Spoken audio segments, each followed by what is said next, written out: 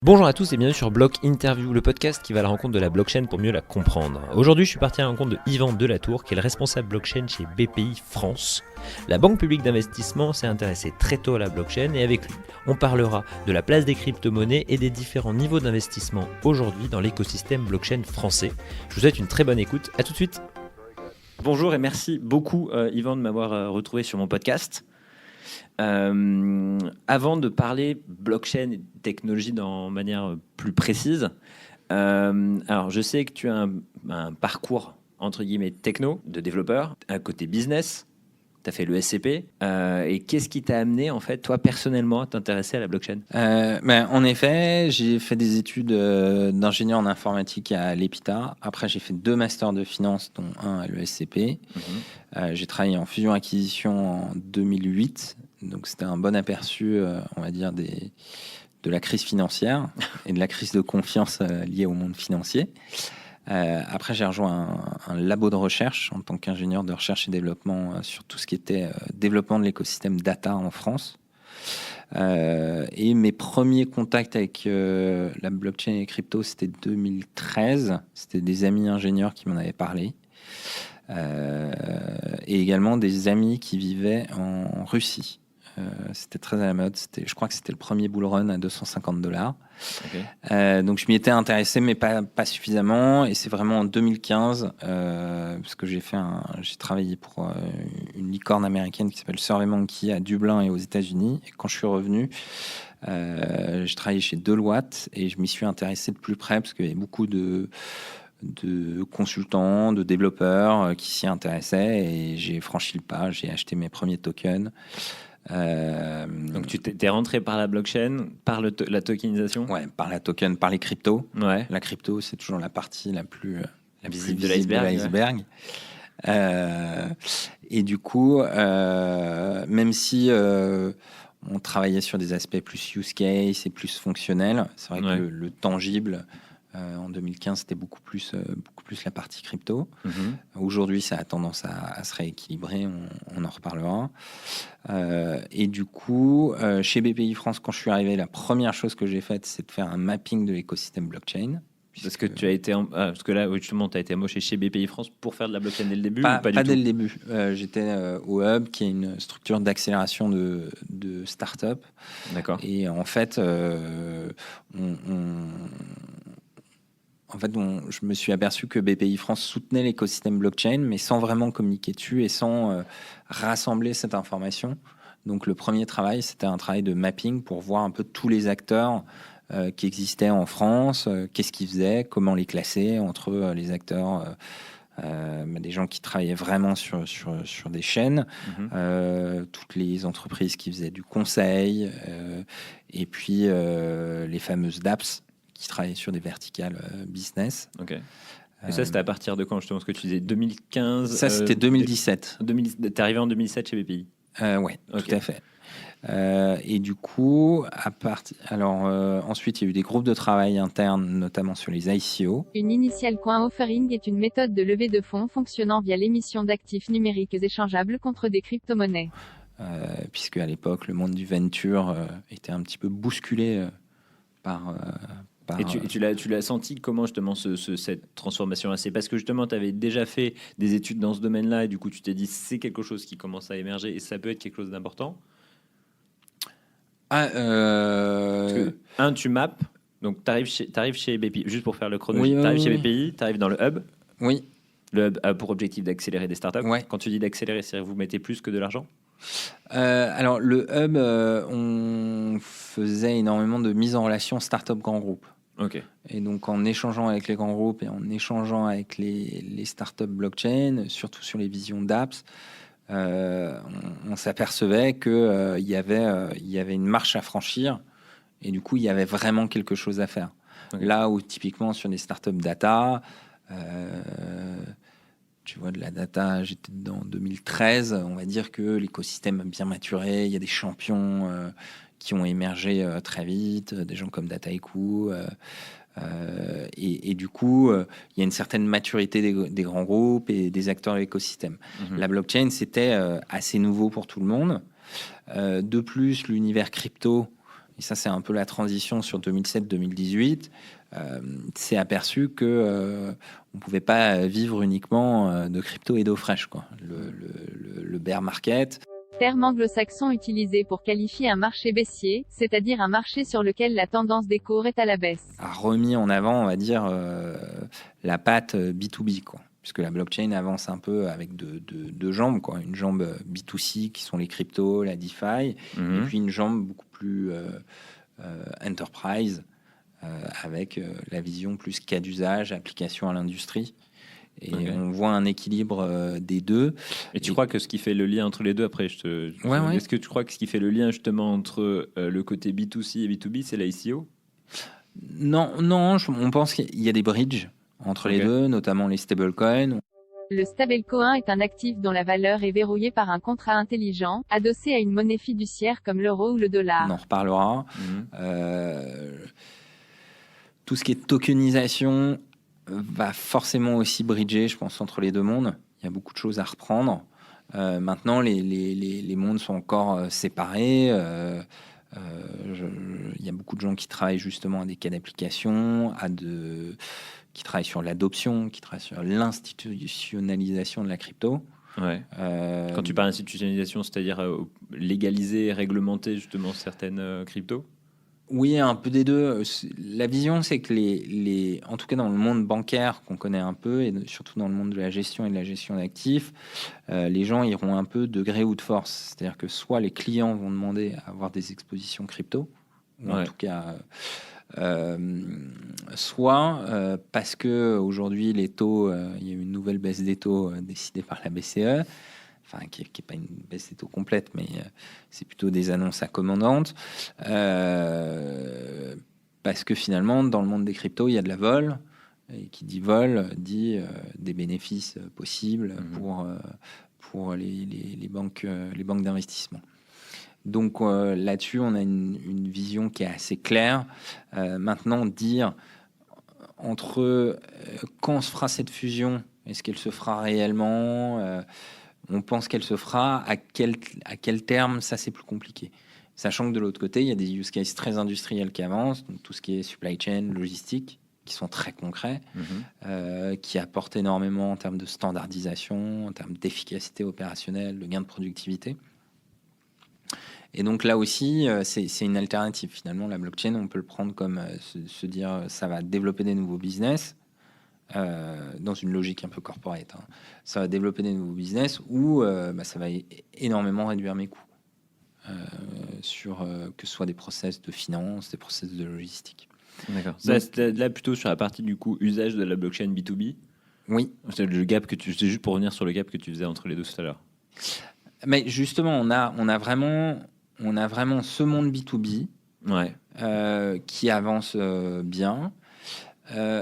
Ce monde crypto qui a pris un bear market, mais qui continue à pousser énormément d'innovation, que ce soit sur les stacks techniques, en termes de scalabilité, c'est quand même les use cases les plus on va dire, velus.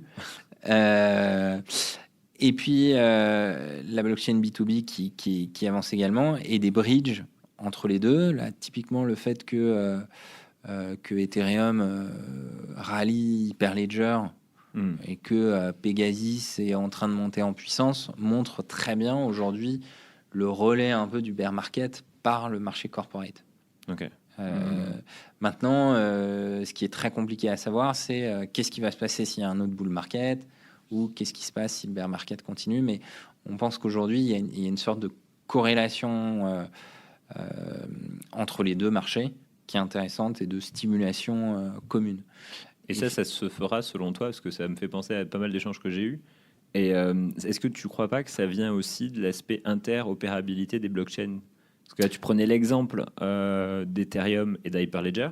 Ouais. C'est parce qu'une blockchain répond au problème de l'autre. Alors, complètement. Ouais, c'est une très bonne question. Qu'au final, ce parallélisme entre une blockchain qui est développée plutôt B2B, enfin, Hyperledger qui est quand même assez développé B2B, entre guillemets, hein. Je mets des grands guillemets dessus, mais on peut le comprendre comme ça, et Ethereum, est-ce que tu vois ce parallélisme, c'est ce parallélisme-là que tu soulignais? Oui, en plus, le parallélisme, les liens vont se multiplier. En effet, il y a la notion d'interopérabilité.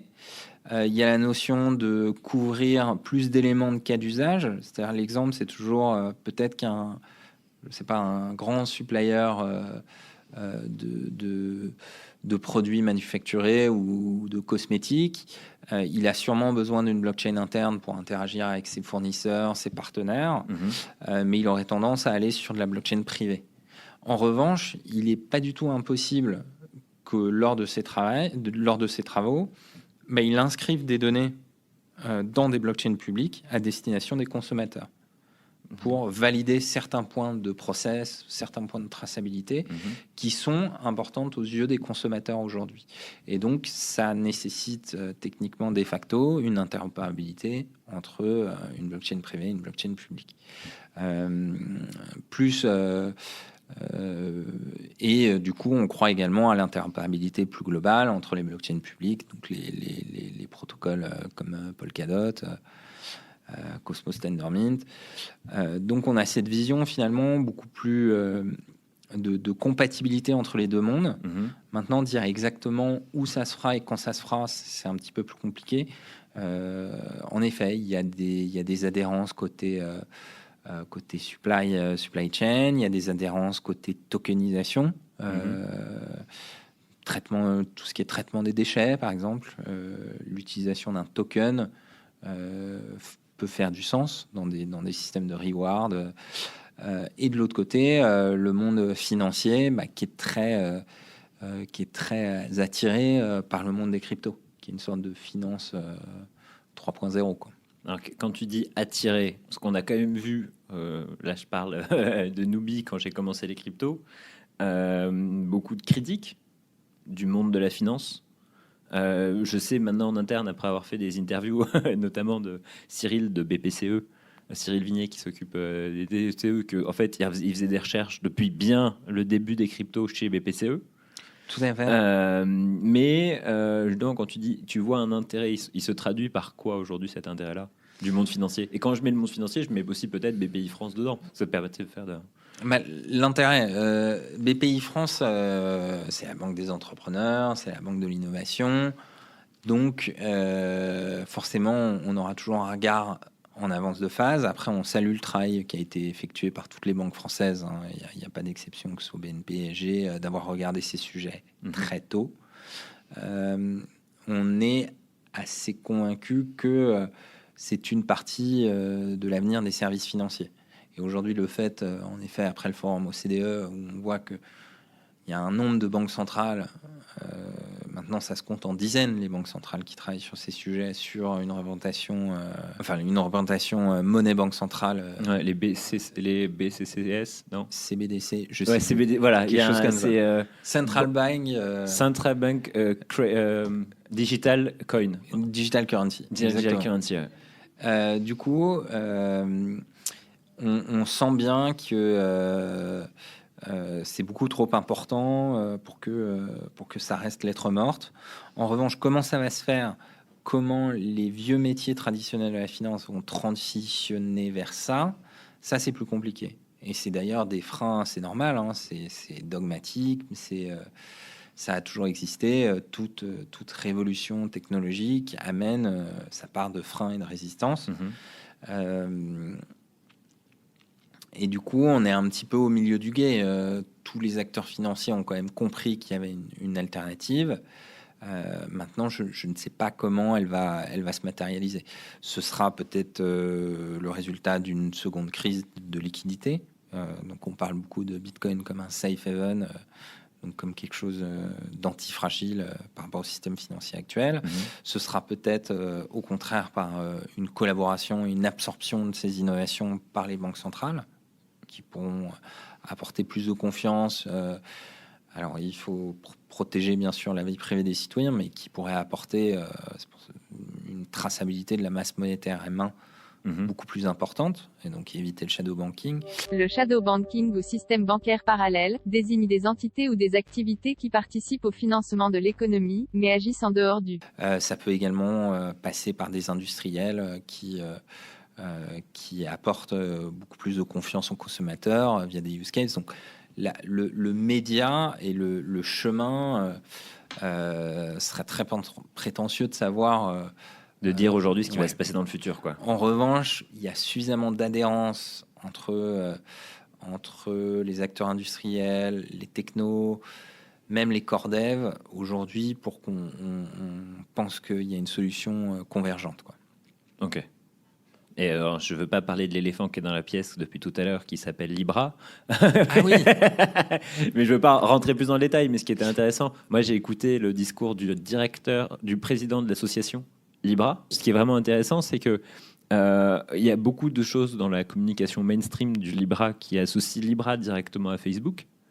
Et ce qui était intéressant dans son discours, c'était de dire, avant tout, Libra, c'est une association de grands groupes et de grands acteurs. Ils veulent aller jusqu'à 100. Que Facebook est un des acteurs de Libra, qui va proposer son propre wallet, mais que d'autres acteurs de cette association vont aussi proposer des wallets différents, et que du coup, en fait, on ne sera pas obligé d'utiliser Libra dans Facebook uniquement, et passer uniquement par Facebook pour utiliser ces Libra, mais qu'on pourrait très bien avoir je sais pas moi, si on fait plus confiance à Uber, on pourrait peut-être avoir un wallet Uber qui permettrait, in fine, d'utiliser les Libra pour tous les autres services, mais sans que ce soit à la manne d'un seul acteur comme Facebook.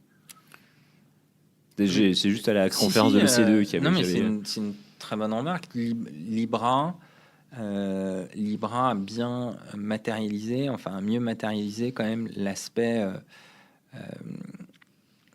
consortium.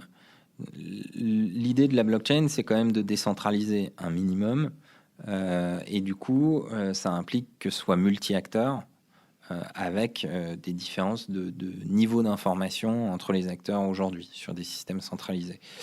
Et du coup, dans cet écosystème de partenaires, je pense que Libra, justement, a eu l'intelligence d'ouvrir ce consortium, tout en ayant un équilibre entre la contribution de ses partenaires et puis ce qu'ils vont en retirer. Du coup, ça semble assez logique finalement qu'ils soient très ouverts. Et puis, ils ont quand même promis une décentralisation, enfin un permissionless dans 5 ans, enfin, 5 ans après la sortie du projet. Donc, il y a une véritable ambition qui correspond à la plupart des projets blockchain. Après, difficile de dire, pas dans le secret des dieux, est-ce que c'est aussi pour attirer un certain nombre de développeurs, pour ne pas justement casser cette vision blockchain du white paper de Satoshi. Je n'irai pas jusque-là, mais je pense qu'en effet, il y a quand même il y a un équilibre à trouver, et Libra l'a assez bien trouvé. Alors, on va voir sur l'équilibre réglementaire, là. Ouais, parce qu'ils sont, c'était hier, je crois qu'ils étaient en Suisse pour récupérer la demande de licence d'être non pas une monnaie, d'éditeur de monnaie, mais être un moyen de paiement. Tout à fait. Donc la licence FINMA. Ah, voilà, FINMA. En plus, aujourd'hui, il me semble qu'il y a le comité de Bâle, donc il y a une séance de questions-réponses pour voir plus en détail les aspects réglementaires. C'est un vrai chantier. Il faut reconnaître qu'ils ont quand même énormément aidé, je pense, l'écosystème en tout cas côté B2B, à mieux prendre conscience, et côté banque centrale, de ce que c'était qu'une monnaie avec une orientation blockchain. Tu parles de Libra alors, en disant ça. Oui.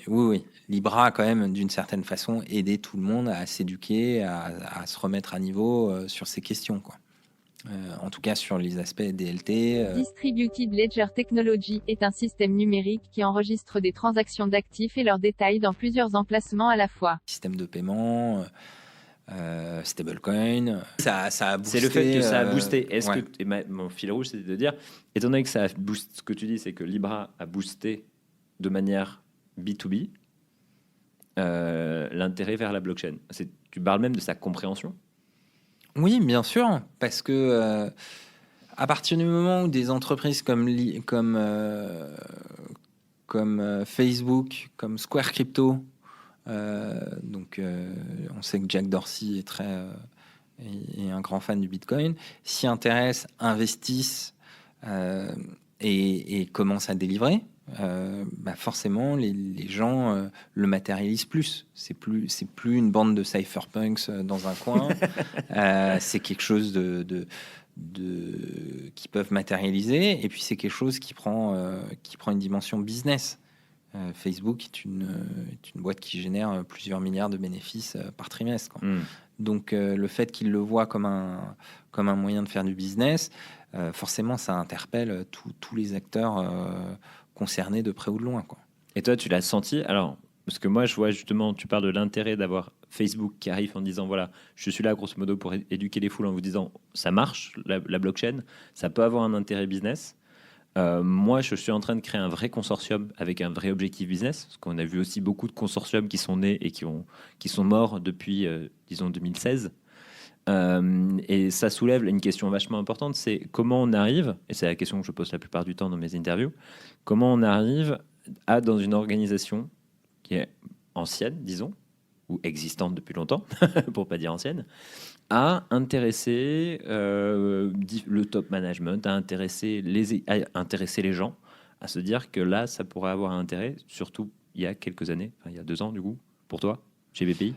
Alors, nous, on a plutôt de la chance chez BPI France parce que notre top management est bien impliqué sur le sujet et s'y intéresse particulièrement. Ouais. De par notre métier, on est un prestataire de services financiers. On investit, on finance, donc on est concerné directement. Donc il y a ça là-dessus. C'est clair que l'implication du top management est assez clé. Le fait que les projets quittent justement une sous-direction IT où il y avait un mec génial qui avait fait un super projet, je pense que c'est nécessaire aujourd'hui de porter ces projets vers cette bonne parole entre guillemets vers les métiers pour trouver plus d'implications fonctionnelles. Maintenant, ça prend encore du temps dans certains secteurs. Il y a encore des acteurs bancaires en France qui ne veulent pas entendre parler de crypto. On comprend tout à fait sur des risques réglementaires de KYC, AML, et c'est des remarques qui sont tout à fait justifiées. Ceci dit, il est important, je pense, de s'intéresser à cette nouvelle forme de finance qui va prendre une part de plus en plus importante. Je sais plus le nom, sur DeFi Pulse, je crois qu'on est à plus de 600 millions de dollars d'Ethereum loqués. Les capitalisations varient, mais je pense que c'est un marché qui va forcément être en croissance. Et du coup, ça vaut... Finalement, là aussi, les gens s'y intéresseront de gré ou de force, soit parce que ça les intéresse vraiment et qu'ils voient une évolution, une nouvelle relation à la monnaie, à la confiance qu'elle engendre, et à la blockchain en général sur des use cases beaucoup plus riches que la monnaie, soit finalement ils seront dépassés et ils seront bien obligés de s'y mettre. Aujourd'hui, quand vous avez un livret A, c'est 0,75%. Les banques commerciales demandent éventuellement à le baisser. De l'autre côté, vous avez un Compound, certes, qui a une approche un petit peu centralisée, mais qui vous propose jusqu'à 11% sur du DAI, ou BlockFi qui vous propose du 6,5, je crois, sur du BTC, plus des produits comme du Wrapped BTC, plein de pans de la finance centralisée. Les consommateurs, au bout d'un moment, vont aller vers ça, quoi. Il n'y a pas de produit aujourd'hui retail qui vous offre du 11%. Alors certes, les risques technologiques sont pas les mêmes. Ouais. Mais les risques tout court, non? Oui, alors bien sûr que les risques liés au monde de la crypto sont plus importants. Il faut le notifier et puis on peut avoir une perte totale. Ceci dit, aujourd'hui, il y a un pan de la finance décentralisée qui se construit notamment grâce à Maker et au DAI, qu'il est urgent d'étudier pour au moins se faire un avis et pouvoir mettre finalement pas une date précise, mais se dire, chez nous, on pense que ces services seront matures d'ici X années, pour au moins avoir une vision des priorités. C'est sûr que les gens qui sont jetés sur la crypto en 2017 ont eu des hauts et des bas, on va dire. Mais ça fait partie des vagues d'innovation. J'aime beaucoup ce que dit Gilles Cadignan-Woulit. Il dit on est en 95, quoi. Il y a des gens qui parlent de Netflix. Donc c'est sûr que Netflix va arriver.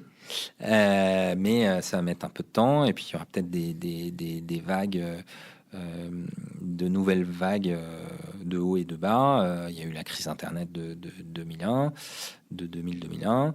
La seule chose, c'est qu'on a tendance, enfin, je ne peux pas le certifier avec des données vraiment scientifiques, mais on a tendance à avoir une accélération des cycles de développement techno aujourd'hui. Et ça, tu le vois justement au travers des projets que vous suivez ici et des projets que tu reçois chez BPI par rapport à la blockchain? Ou tu le vois comment justement cette accélération des cycles? Là, on le voit plutôt par vague. C'est que aujourd'hui, on peut estimer l'écosystème blockchain français à peu près 200 projets, vraiment global. Tu parles de 200 projets start-up? Oui. Ok, d'accord.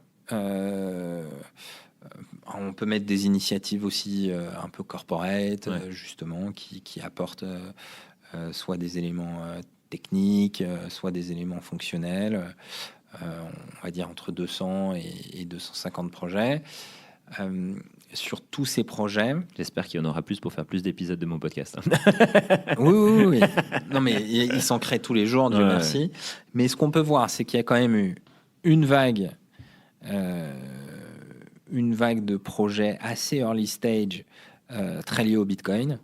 Donc, c'est des gens qui ont vraiment découvert Bitcoin et qui ont travaillé sur des applications business ou sur des verrous technologiques de Bitcoin. Donc ça, c'est une première vague. Il y a eu une seconde vague avec vraiment les créateurs de blockchain from scratch, donc Arc, Tezos. Il y a eu toute une vague de dApps qui se sont lancés, particulièrement sur Ethereum. Des gens entre les deux, donc j'appellerais ça des middleware ou de la DevTech, qui finalement, des gens comme Stratum, je pense, ont pas mal apporté à l'écosystème en essayant de trouver un lien justement entre les caractéristiques techno de la blockchain et le monde de l'entreprise. Et puis, en râteau un petit peu, il y a toutes les entreprises de conseil qui ont œuvré depuis leur début pour essayer de fluidifier cet écosystème. Et là, récemment, on voit une accélération quand même d'acteurs type Skills, Blockchain Studio, donc de la blockchain as a service, des gens qui ont une véritable agilité, qui peuvent se plugger justement à de l'Ethereum, à du Tezos, pourquoi pas à du Libra demain. Donc tu mentionnais le développement de l'écosystème Libra, c'est aussi très important pour eux d'avoir des développeurs, des providers, des gens qui vont développer autour. Et donc finalement on voit que les cycles s'accélèrent de plus en plus. Et du coup je pense qu'on va arriver à des cycles de plus en plus courts. Donc oui, on pense qu'il va y avoir une accélération des cycles. Après, sans refaire toute la tambouille, il y a quand même toujours des notions de use case, de financement et d'investissement liés pour valider ces use cases, et puis un effet, un cercle vertueux où si ces use cases sont validés, il y a du business, du coup l'entreprise, la startup fait des profits, grandit, peut faire d'autres levées de fonds et développer plusieurs activités. Ça, c'est une vision plutôt sur l'écosystème français aujourd'hui. Ce qu'on voit quand on benchmark avec les écosystèmes internationaux, au travers de BPI aussi ou Alors BPI France a une présence aux États-Unis, à Dubaï, à Singapour, Okay. Et on est également investisseur dans des fonds étrangers, que ce soit fonds israéliens, des fonds américains ou pareil singapouriens, ce qui nous donne quand même de l'information sur cet écosystème. Et puis l'écosystème, il est par essence décentralisé. Les Français ont une bonne place en Europe et dans le monde. Et du coup, on a quelques contacts qui nous permettent de nous updater sur ces écosystèmes. C'est clair que c'est des écosystèmes comme l'écosystème américain et sud-est asiatique est très vaste, quoi. Et on a besoin de repères pour y naviguer. Mais tout ça pour dire que eux peuvent avoir des stades de développement ou des tailles de cycle de développement plus importantes. Les levées de fonds aux États-Unis sont beaucoup plus importantes. Dans tout le domaine crypto, Andreessen Horowitz, le fonds de Chris Dixon, c'est 300 millions. Ouais. Les gros fonds européens, 100% dédiés blockchain crypto, il y en a, mais c'est des tailles jusqu'à 50 millions, en général peut-être 70 millions maximum, mais c'est plus... donc il y a un effet taille critique, il y a un effet communauté de développeurs, forcément, où les communautés de développeurs peuvent être plus nombreuses dans des bassins de population qui sont plus nombreux et où il y a plus d'investissement. Et du coup, en termes de benchmark, je dirais qu'on est dans le cycle parce que la France et c'est pas moi qui le dis, a plutôt une bonne réputation en termes de profil, que ce soit des développeurs, des product managers, sur une culture de delivery. Ok. Maintenant, on est un écosystème qui est encore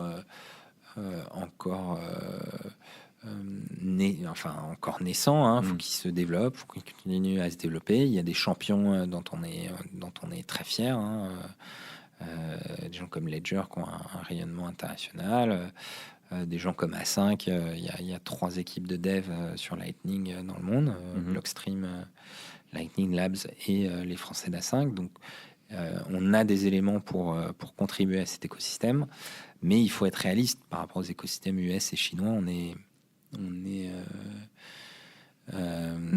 est encore un peu poids-plume, quoi. D'accord. Et donc, toi, selon toi, selon ton observation, ce qui fait que on a ce frein-là, c'est d'un côté les investissements privés, enfin, les fonds d'investissement de manière générale, et de l'autre côté, le nombre de développeurs qu'on a, la formation de ces développeurs. C'est une très bonne question. C'est un effet. Alors, le monde de la formation, ça, c'est une vraie question. Aujourd'hui, en école, il y a quelques écoles d'ingé. Les écoles business commencent à bien prendre le pas. Les écoles de commerce commencent à bien prendre le pas. Les écoles d'ingé ont quelques cours, mais il n'y a pas encore vraiment de cursus 100% blockchain. Il y a quelques écoles d'ingé qui ont fait des cursus vraiment très qualitatifs. Mais typiquement, dans le rapport Coinbase Education, la France n'est pas en très bonne place. Ouais. Et c'est dommage parce que c'est de là que vient tout. C'est d'abord la formation, l'éducation. Et on en est tous là, on apprend tous les jours dans ce secteur, que ce soit côté business, côté techno. C'est un secteur qui demande une vraie discipline de moine soldat. Ça évolue tout le temps. Il faut suivre. Donc formation, en effet, on pourrait peut-être faire plus d'efforts. Mais ça vaut pour d'autres secteurs, ça vaut pour l'IA, ça vaut pour tout ce qui est big data. Ensuite, investissement. Alors oui, bien sûr, il y a une notion de quand on investit plus, ça permet de créer des écosystèmes plus forts et plus robustes. Maintenant, ça va aussi, il faut prendre le point de vue de l'investisseur qui va dire mais si j'ai pas énormément de dossiers blockchain, pourquoi je mobiliserais autant d'investissements là-dessus que je devrais garder, voilà, principalement pour un truc qui aujourd'hui n'est pas très demandé. Pour financer d'autres choses. Ok, des futures licornes, sur des business un peu plus matures comme du SaaS. Donc il y a des questions de répartition et puis de culture. La France est en train de changer de culture, mais les États-Unis sont beaucoup plus risk taker là-dessus. De tout temps, absolu. Exactement. Faut pas oublier que la Silicon Valley, c'est des descendants de chercheurs d'or qui, loin, venaient d'Europe, peut-être de France. Et donc, c'est des gens qui n'ont peur de rien. Et il y a un fort développement crypto dans la Silicon Valley. Maintenant, ils ont également un risque réglementaire. Enfin, et pareil pour des pays comme la Chine. Je veux dire, ceci dit, je pense qu'on On est encore un peu en train de chercher des use cases. Les groupes du CAC 40, je pense tous ont fait un gros travail. D'acculturation. Ouais. Côté administration, il y a eu un gros travail. Je salue le travail quand même de l'AMF qui a été fait pour le cadre réglementaire et qui est encore en train de travailler dessus et de porter ce cadre réglementaire au niveau européen. Donc ça, il y a une vraie volonté de trouver un consensus sans mauvais jeu de mots là-dessus. Donc on a des forces et des faiblesses. Aujourd'hui, je pense qu'on est un peu au milieu du gué. Il y a encore des efforts à faire en termes de développement business, en termes d'implication des grands groupes, en termes d'investissement. Ceci dit, l'écosystème, on le reconnaît, il est pas, c'est un écosystème qu'on peut traiter, quoi. C'est voilà, on a dit 250, peut-être 300 acteurs maximum. Là où dans les entreprises d'IA, on est à plusieurs milliers. Je n'ai pas de chiffre exact, mais on est déjà à plusieurs milliers. Ouais, ça donne un peu l'idée en termes de taille de marché et de taille de marché, de maturité de marché surtout. Et alors justement, comment on se positionne quand on est une banque d'investissement en France, quand on sait justement cette culture qu'on a nous, de la plus frileux et tout ce que tu expliquais sur la philosophie et l'état d'esprit d'investissement en France, versus la taille et la maturité du marché français avec les 200 projets. Mais de l'autre côté, tu disais quand même qu'il y avait des personnes qui étaient très qualifiées. Alors comment on arrive à juger de la pertinence d'un projet blockchain quand il arrive sur la table chez BPI? En plus, tu m'as dit que vous avez quand même une maturité, parce que ça fait quand même depuis quelques temps que vous travaillez dessus, qu'il y a eu cet intérêt-là, et que vous avez quand même la philosophie de l'investissement, la connaissance d'investissement. Du coup, comment on manège tout ça? Alors c'est une bonne question. BPI France, donc le premier projet financé taillé blockchain, c'est Paymium en 2012. Après, il y a eu des gens comme Ledger ou Lita 5 vers 2015. Finalement, ce parcours, ça c'est la vision financement. Et on a financé des concours innovation donc qui sont plutôt axés R&D, roadmap technique. Donc là, on est totalement dans notre rôle de financer de la R&D via de la subvention, du prêt, du concours. Et ces fonds sont garantis par le Fonds européen d'investissement, qui est lui-même garanti par la BCE. Donc là, on est vraiment dans le rôle très régalien, finalement, de soutien de l'écosystème et de financement de l'innovation et d'injecter des capitaux pour que ça prenne. Sur la vision investissement, là, on est un petit peu plus contraint parce qu'il y a une vision de performance. Même si on fait du stratégique, qu'on soutient une filière, c'est un fonds d'investissement. On rend des dividendes, on paye des dividendes à nos actionnaires, qui sont l'État et la Caisse des dépôts. Mais les deux sont pas du tout incompatibles. Il y a eu en France depuis la première levée de fonds, c'était 2015. Depuis 2015, il y a dû y avoir à peu près 32 levées de fonds en equity en France. Ok. Donc c'est quand même pas mal. Du coup, ça permet aussi de s'éduquer, de se rassurer, et les fonds d'investissement français, les VC français font un gros travail pour justement prendre plus de risques, mieux comprendre, savoir là où il faut miser. Donc il y a quand même ce travail de partage d'informations, de finalement d'y aller un petit peu ensemble. C'est pour ça que BPI France fait principalement du co-investissement. Donc nous, on va soutenir, mais on n'ira jamais seul, on va jamais imposer les choses. D'accord. Donc il y a cette vision co-investissement qui va mettre de l'huile dans les rouages. Il y a bien sûr, et ça on le regarde activement aujourd'hui, pouvoir investir dans des fonds dédiés blockchain. Ok. Si nous, finalement, parce que ça mobilise pas mal de ressources, le deal flow peut être discutable, on va pas mobiliser toute une équipe 100% full-time qu'on paierait avec l'impôt des Français, il faut le rappeler. Ça, tu pourras couper. D'accord. Pourquoi pas investir dans une équipe de professionnels avec un lien avec la France. Ça peut être des Français installés à l'étranger, ça peut être ou même pas, en fait, qui soient spécialisés dans ces investissements et qui nous permettent de mieux comprendre et mieux appréhender cet écosystème pour voir qu'est-ce qu'on pourrait faire pour mieux soutenir l'écosystème français, quoi. Ok. Ouais, passer par un relais qui apporterait plus d'expertise et une expertise plus en termes de volume d'équipe aussi, j'imagine. Complètement. Il y a aux États-Unis des équipes dédiées, il y a des vrais spécialistes, il y a des conseillers techniques. Ouais. Je pense que enfin, les investisseurs sont de grands professionnels, mais il faut dire qu'ils ont à traiter beaucoup de sujets. Et là, on est vraiment sur un sujet où le temps d'implication nécessaire pour comprendre, pour pouvoir juger une blockchain par rapport à une autre, pour pouvoir apporter de la valeur à une équipe, pour le coup, c'est un investissement important.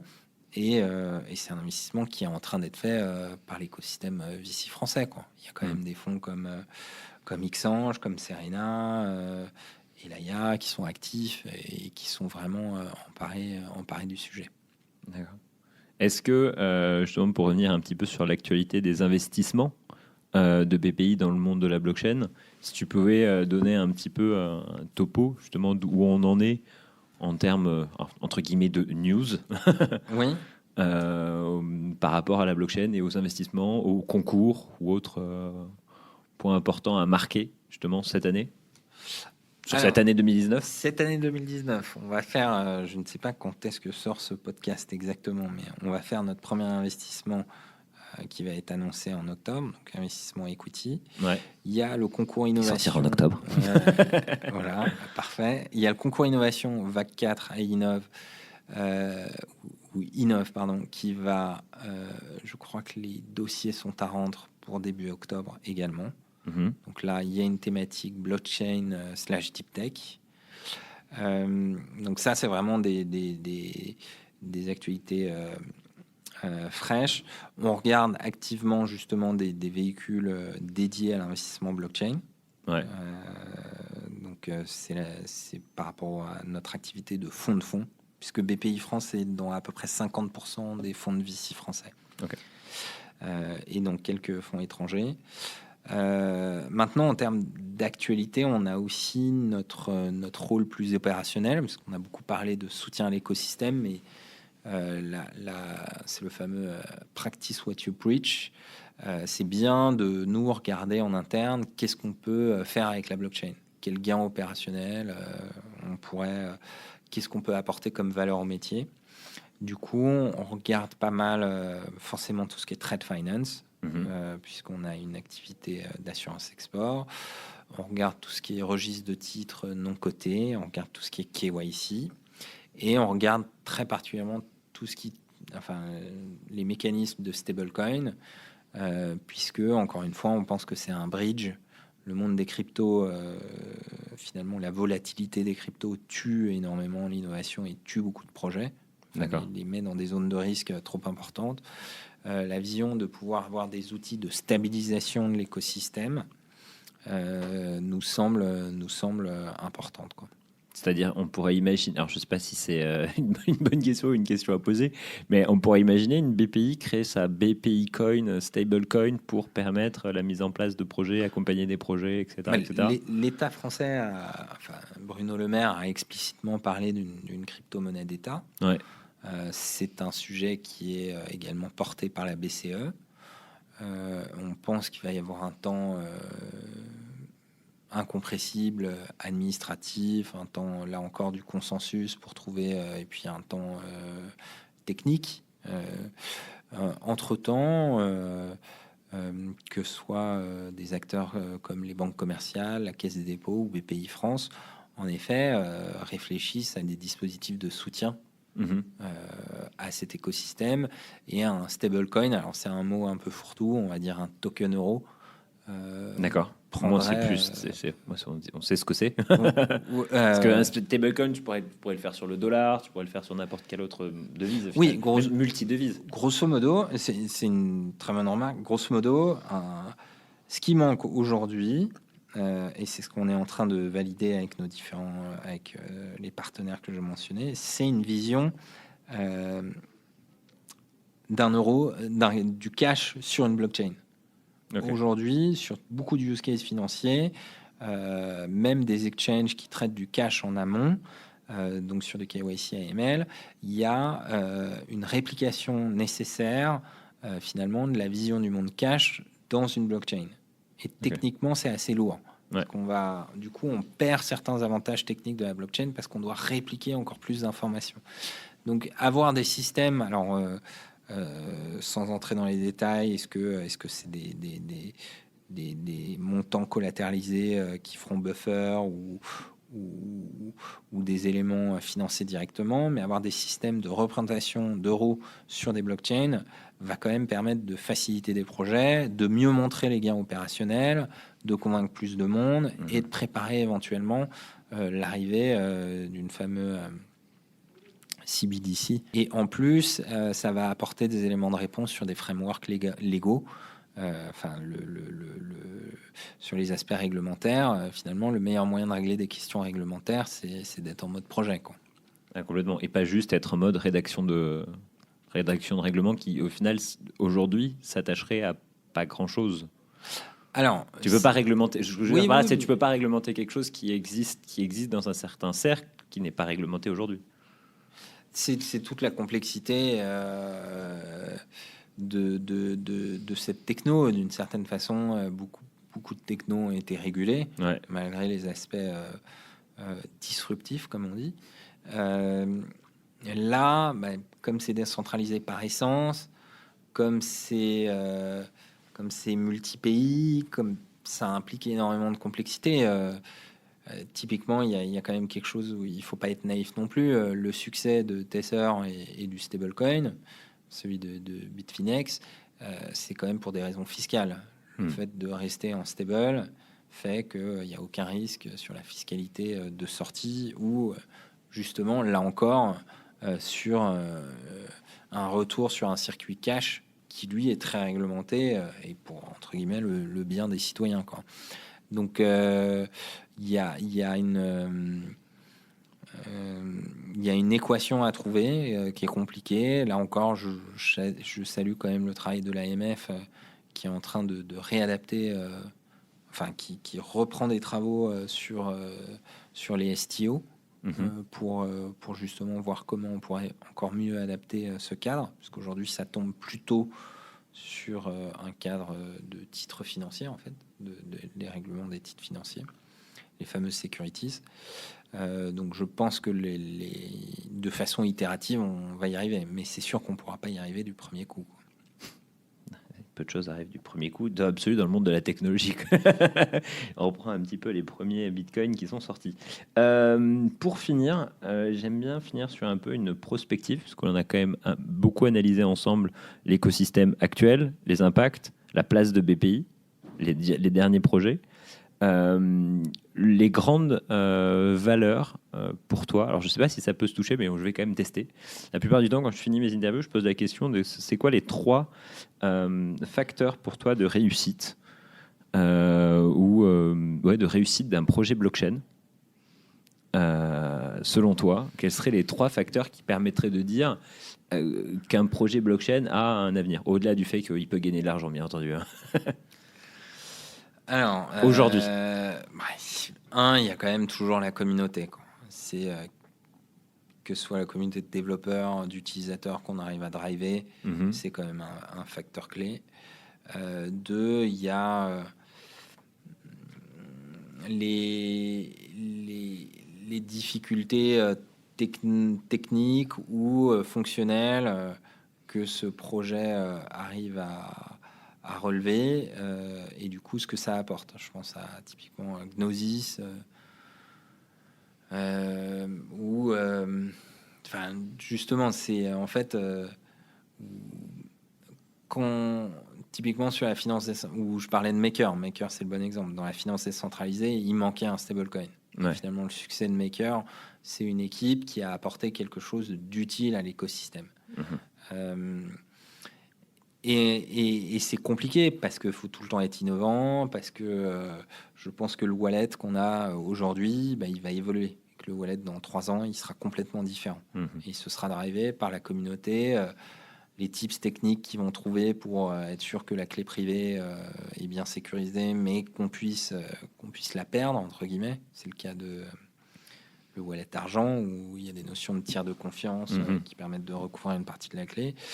Donc, pour reprendre, communauté, verrou techno ou verrou d'usage.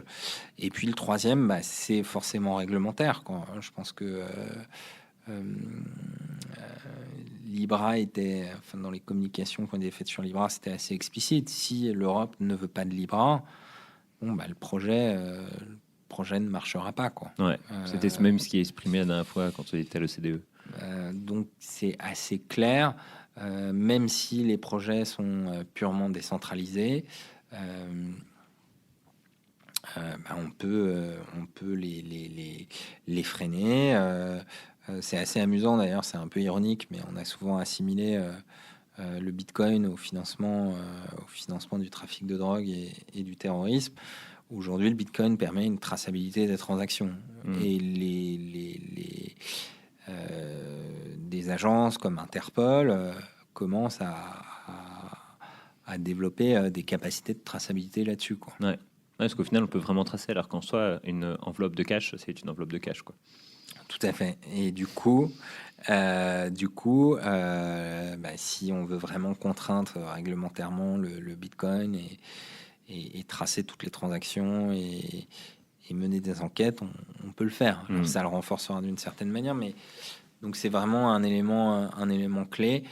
C'est pas forcément celui à mettre en premier, puisque l'innovation, en tout cas dans ce secteur, elle est plutôt arrivée dans un cadre non réglementaire d'abord, et puis elle a été réglementée petit à petit.